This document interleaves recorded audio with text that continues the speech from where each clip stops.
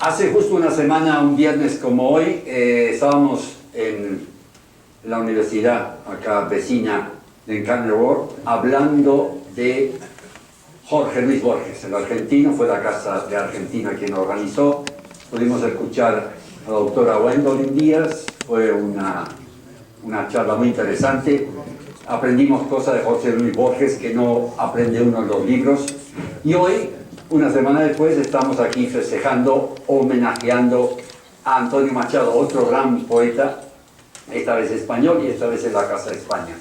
Es un placer que San Antonio, interesante que San Antonio, esta ciudad, sea capaz de organizar estas cosas. Es un privilegio poder estar aquí, poder expresarse en castellano y hablando de esas culturas nuestras hispánicas que son tan fecundas y que tanta alegría nos han dado en el pasado, nos tienen que dar ahora y en el futuro. Así que mucho ánimo a acudir tanto Casa Argentina, Española, la casa que sea, con tal de apoyar nuestra cultura todos juntos. Y saben, siempre lo hemos dicho, que son ustedes los que mantienen vivas a estas casas. Si ustedes asisten, si se interesan, si conversan, hablan con programas que les interesaría, nosotros con mucho gusto. Y ahora sí, entonces también el viernes, ahora próximo, justamente hará 80 años que fallecía Antonio Machado. A ver si me funciona, perfecto. Antonio Machado, vamos a dedicarle entonces esta noche a hablar un poco de él. En primer lugar, vamos a hablar de las alegrías, tristezas y dramas de Antonio Machado. Hay que empezar diciendo que nació nada menos que en Sevilla, esa ciudad hermosa, esa ciudad que tiene olor a azahar, que tiene duende, como dice la canción, y siempre se acordaría hasta el último día de esa ciudad natal. Sus padres eran de la clase media acomodada, digamos. El papá era abogado, además era folclorista, fue el primero que empezó a escribir sobre el folclore andaluz, que después tantos frutos ha dado, e incluso el abuelo que tenemos arriba, Antonio Machado, para seguir la tradición, los tres Antonios. Antonio Machado también intelectual, abogado, estuvo en Guatemala, estuvo estudiando medicina en París, y después él fue también científico, fue el que introdujo las ideas, los libros de Darwin en España, y terminó siendo profesor de ciencias naturales en Madrid. En ese ambiente se educó, en ese ambiente intelectual, activo. Está aquí con su hermano Manuel, que es mayor. Incluso la abuela Cipriana, tenía también sentido del arte y uno de sus hermanos fue pintor. O sea que era una casa donde se hablaba de cultura, se hablaba libremente, eran librepensadores, se hablaba de todo un poco. Por eso él siempre recordará, infancia son recuerdos de un patio de Sevilla, de un huerto claro donde madura el limonero. A los 8 años tienen que emigrar, digamos, a Madrid. Cosa muy interesante porque Madrid en esa época era la capital de España, por supuesto, como ahora, pero era la capital también intelectual, la capital cultural. Es allí donde ocurría todo lo intelectual, ocurría allí, y donde en los siguientes años se iba a desarrollar todo el cambio de España antes de la Guerra Civil. Allí en Madrid, los padres estaban interesados, y el abuelo también, en que estudiara en el llamado Institución Libre de Enseñanza. Era un intelectual, un profesor, Giner de los Ríos, que profesor en la Universidad Central, dejó la universidad para fundar esta institución que era libre, abierta, era un adelanto en esa época, esa apertura a Europa y al mundo intelectual. Ese mismo Giner de los Ríos fue el que fundó al mismo tiempo, poquito después, la Residencia de Estudiantes, ¿se acuerdan? De Madrid, donde estudió Federico García Lorca, Buñuel, Miró, todo eso. Entonces, era un señor muy activo que gracias a él Madrid entonces empezó a adelantarse un poco a su tiempo. El padre, las condiciones económicas empezaron a fallar. El padre tuvo que emigrar a Puerto Rico, Puerto Rico, nuestro gran Puerto Rico, alivio para tantos españoles y de tantos buenos recuerdos. allí de abogado, pero no le fue muy bien, regresó a los 46 años fallece, y 3 años después fallece también el abuelo. O sea que la familia, la tribu, se quedó sin guía y se quedó sobre todo sin dinero. Como diría después Juan Ramón Jiménez, tuvieron que empeñarlo todo y apenas vivían con la pequeña renta de la abuela. Siguió estudiando, siguió los estudios muy difícilmente. Terminó el bachillerato cuando tenía 24 años, pero se metió cuando tenía 20, en 1895, ya se implicó en la vida activa, intelectual y bohemia también de Madrid. Era la época de las tertulias, era la época de los cafés, donde se discutía de todo, donde estaban los grandes escritores, literatos, poetas, y después también la vida nocturna, y por eso que cuando en el retrato que vamos a declamar después, él dice, mi juventud fueron 20 años en tierra de Castilla, mi historia, algunos casos que recordar no quiero. ¿Por qué no querría recordar? Alguna cosa debía pasar en ese Madrid nocturno, en ese Madrid tumultuoso de 1995. Justo un año después de cumplir 2 años, después de cumplir 20 años, ocurre el desastre del 98. Como bien saben, Puerto Rico, Cuba y Filipinas, en la guerra de Estados Unidos, de España contra Estados Unidos, pierden esas 3 colonias y eso crea un movimiento de conmoción en toda España. No por lo que representaba económicamente ya esas 3 posesiones, sino más bien por el significar el fin del Imperio Español. Es entonces cuando, ahí incluso no se conocían en el 98, pero aparecen intelectuales, filósofos, poetas, escritores, cada uno por su lado, que van reaccionando frente a ese desastre, cada uno a su manera. Y es lo que más tarde, con los años, se llamó la generación del 98, porque todos tenían el mismo objetivo: analizar qué pasaba en España, concientizar a la gente de que había que reaccionar y cambiar un poco la manera de hablar, la manera de escribir, la manera de hacer poesía también. El año siguiente, el 98, él decide ir a París. Al hermano lo habían contratado como traductor, la editorial Garnier. Van allá, pasa un tiempo y de nuevo se meten en la vida agitada de fin de siglo, la vida bohemia de París, y fue el primer contacto con ese mundo francés. Hay que recordar que ya del siglo XIX, con las independencias de los países hispanoamericanos, París fue siempre el centro, digamos casi centro cultural de Hispanoamérica, porque era allí donde venían en el exilio, tenían la libertad, tenían la posibilidad de aprender muchas cosas que en sus países respectivos no se les dejaba, no tenían libertad. Y entonces para Antonio Machado fue un descubrimiento y fue una alegría inmensa. Pocos meses después regresa ya a Madrid, y en Madrid empieza a encontrar una gente nueva en contraposición con lo que ellos mismos llamaban la gente vieja, la vieja guardia, gente que se había quedado atrás, no había avanzado, y todo eso le conmovió un poco a Antonio Machado, que todavía, sin tener terminado los estudios, sin haber escrito nada, se empieza a interesar por ese mundo. Y realiza el segundo viaje a París, donde ya sí conoce a Rubén Darío, que en ese momento era ya un gran poeta reconocido, el líder de los modernistas, y sobre todo también a Paul Verlaine. Paul Verlaine acaba de morir hacía 5 años y era el poeta de la intimidad, era el que renovó la poesía francesa. Recuerden que en el siglo XIX dominó el romanticismo, en Alemania, después en Francia. Después del romanticismo la gente se cansó y vino el realismo, y ahora en esta época ya también se cansaron del realismo y empieza el simbolismo, lo que se llamó el simbolismo. Es decir, no hay tanto lo real, sino imágenes que llenen un poco la idea de la poesía que uno está diciendo. Todo eso le encantó a Antonio Machado, y fue aprendiendo de todo eso para producir su primer libro, que se llamó Soledades. Mira, tenía ya 28 años cuando escribió su primer libro de poemas. Después, 5 años después, lo completó con Soledad de Galerías y otros poemas, y en ella presenta sus obsesiones, sus sentimientos a través de esos símbolos que había aprendido de Verlaine. Por ejemplo, este famoso: una tarde fría de invierno los colegiales estudian, monotonía de lluvia en los cristales. O este otro donde hay dos elementos que serán importantes en toda su trayectoria: yo voy soñando caminos. Era un soñador, Antonio Machado, siempre soñaba, y el camino también, era la ilusión.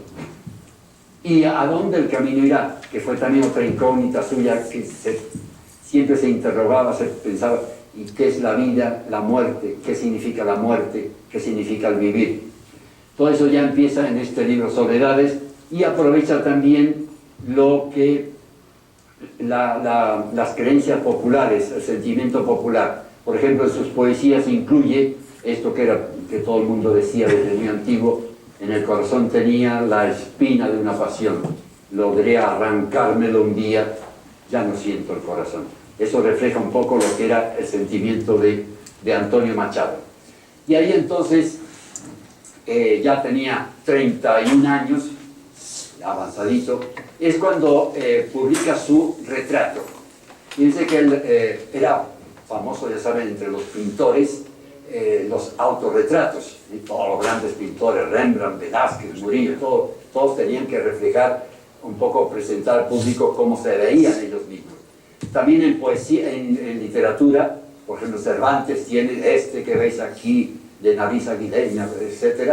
También Valle Inclán, que otro fue compañero de Antonio Machado, que también este que veis aquí, de rostro español y quevedesco, debía ser muy feo porque tenía el rostro de Quevedo, pero bueno, entonces cada uno se manifestaba como él quería, como se veía y como quería que le vieran. Entonces Antonio Machado escribe este primer poema, donde dice, nada más 4 o 5 cosas para que se entienda mejor. Dice: ni un seductor mañara. Este Mañara fue un sevillano del siglo XVII, que fue famoso porque hizo construir el Hospital de Caridad de Sevilla, famoso hospital donde hubo grandes pintores ahí también. Y en el siglo XIX querían hacerlo santo. Por ahí salieron voces diciendo: ¿cómo que santo? Si este era un mujeriego, era un Don Juan.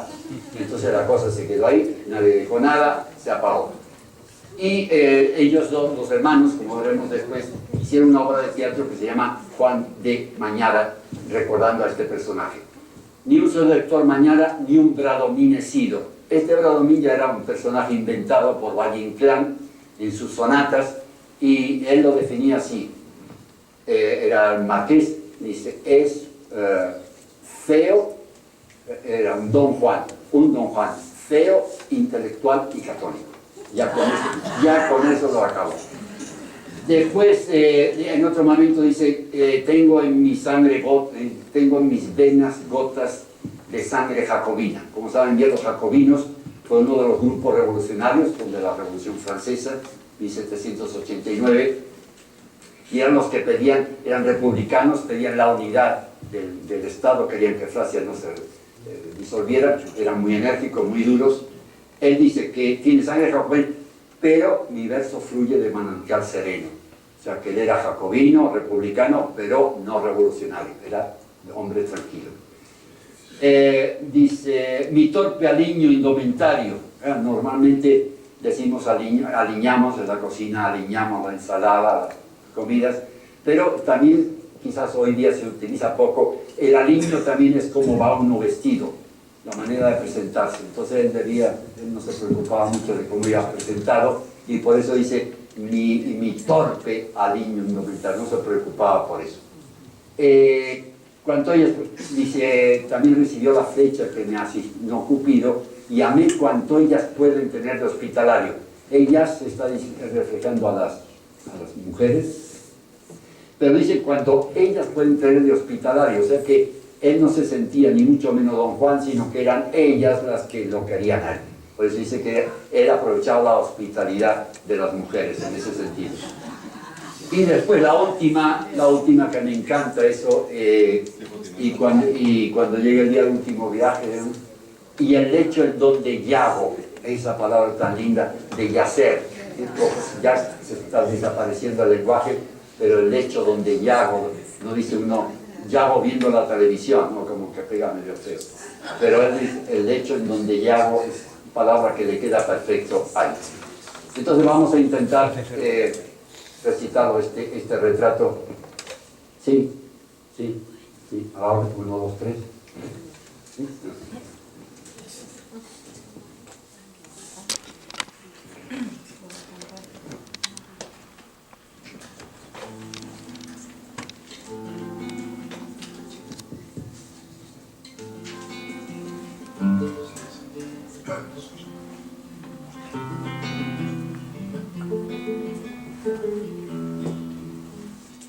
Mi infancia son recuerdos de un patio de Sevilla, de un huerto claro donde madura el limonero. Mi juventud, 20 años en tierras de Castilla. Historia, algunos casos que recordar no quiero. Ni un seductor mañana, ni un bradominecido. Ya conocéis mi pobre aliño indumentario. Mas recibí la flecha que me asignó Cupido y amé cuanto ellas pueden tener de hospitalario. Hay mis velas gotas de sangre jacobina, pero mi verso fluye de manantial sereno. Y más que el hombre al uso, que sabe su doctrina, soy, en el buen sentido de la palabra, bueno. Desdeño las romanzas de los tenores huecos, el canto de los grillos que cantan a la luna. A distinguirme paro las voces de los ecos y elijo solamente entre las voces una. Converso con el hombre que siempre va conmigo. Quien habla solo espera hablar a Dios un día. Mi soliloquio es plática con este buen amigo que me enseñó el secreto de la filantropía. Y al cabo, nada os debo, me debéis cuanto escribo. A mi trabajo acudo, con mi dinero pago, el traje que me cubre y la mansión que habito, el pan que me alimenta y el lecho en donde yago. Y cuando llegue el día del último viaje, y esté a partir la nave que nunca ha de tornar, me encontraréis a bordo ligero de equipaje, casi desnudo, como los hijos de la mar.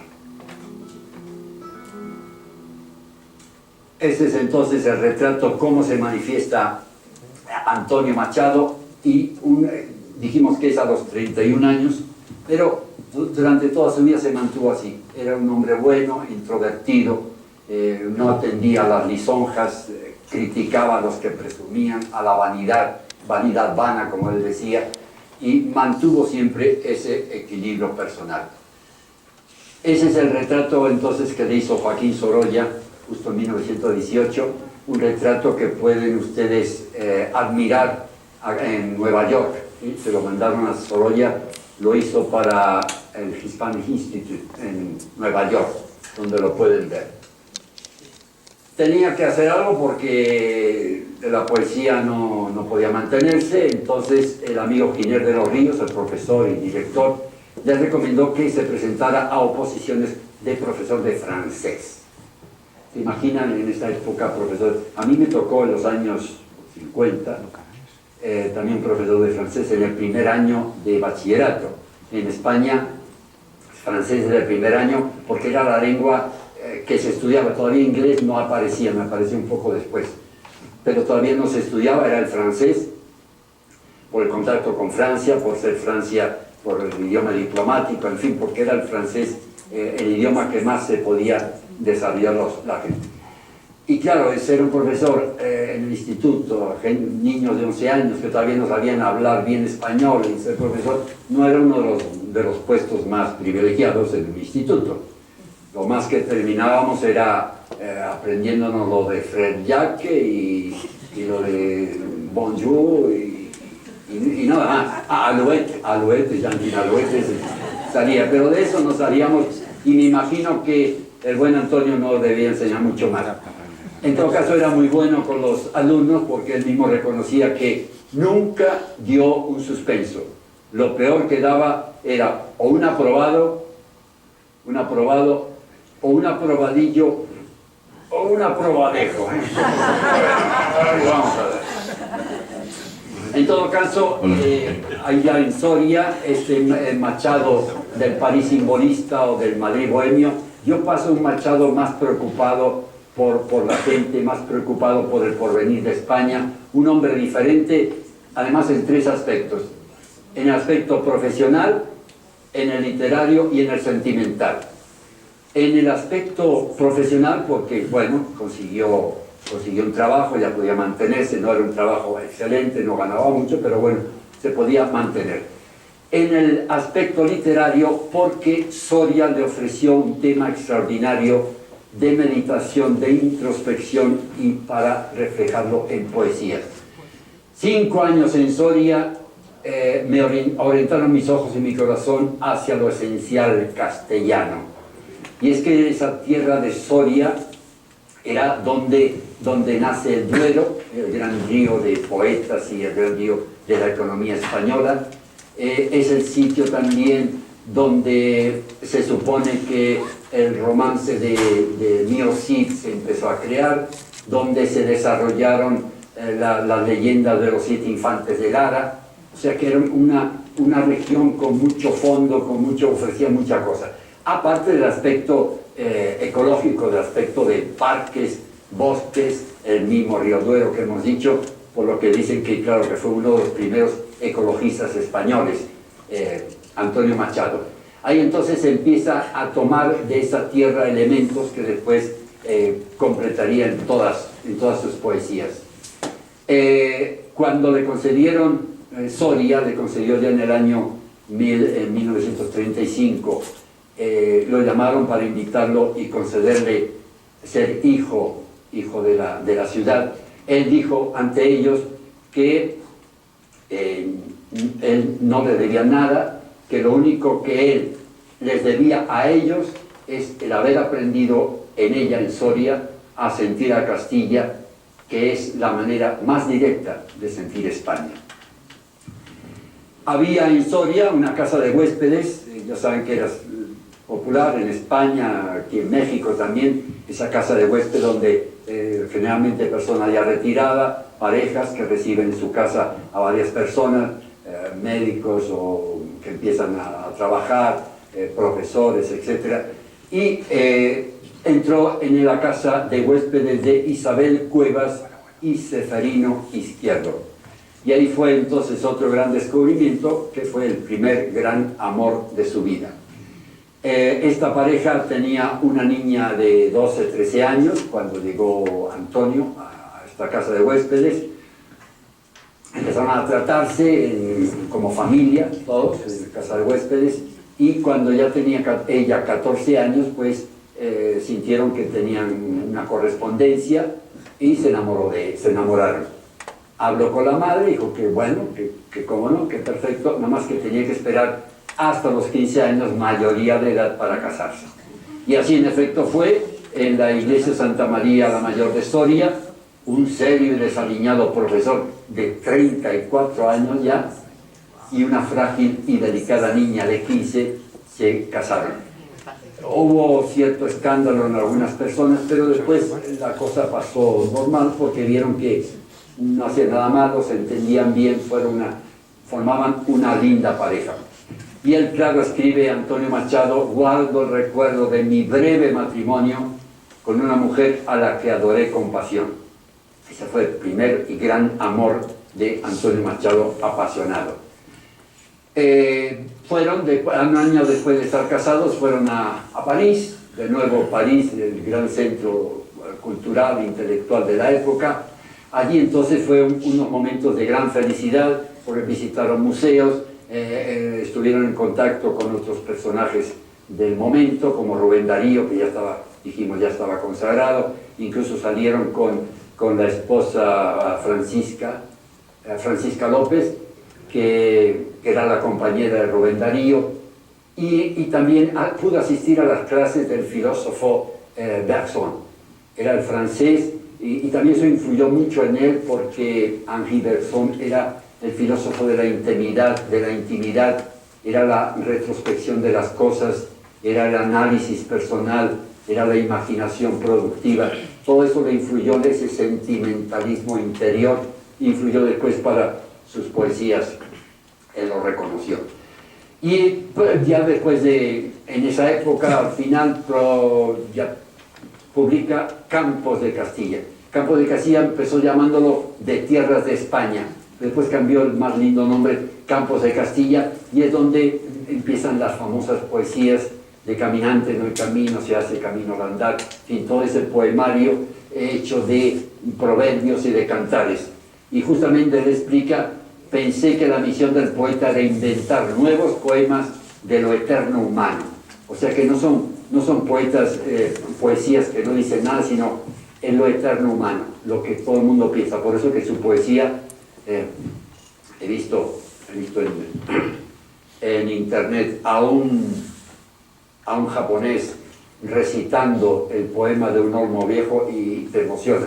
No entiende nada japonés, por supuesto, pero como él transmite sentimientos universales que bien traducido, a cualquiera en el mundo le pueden llamar la atención. Ahí también publica dentro del Campo de Castilla La tierra de Álvar González, que fue entonces una famosa poesía, donde trata un poco el tema del castellano.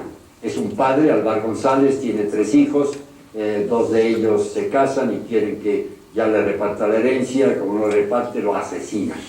Uno se queda con la tierra, el otro se queda con los animales, y el tercero se había ido ya antes a hacer la América para ver si lograba dinero. Lo logró, regresa de indiano a España, y estos 2 que habían asesinado al padre y lo enterraron en la Laguna Negra, que es además cerca de Soria, que la había visto en Soria. Y entonces el hermano que viene les compra las tierras y demás, y ellos 2 acaban desesperados y se tiran también al lago y se suicidan.